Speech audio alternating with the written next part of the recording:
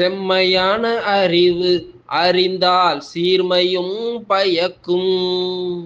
செம்மையான அறிவு அறிந்தால் சீர்மையும் பயக்கும்.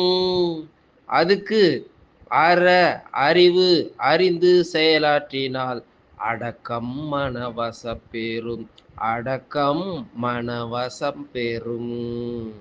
பெற்றால் செறிவு அறிந்து சீர்மை பயக்கும். பயக்கும் செறிவு அறிந்து சீர்மை பயக்கும். அறிவு அறிந்து ஆற்றின் அடங்க பேரில் செறிவு அறிந்து சீர்மை பயக்கும். பயக்கும் செறிவு அறிந்து சீர்மை பயக்கும்.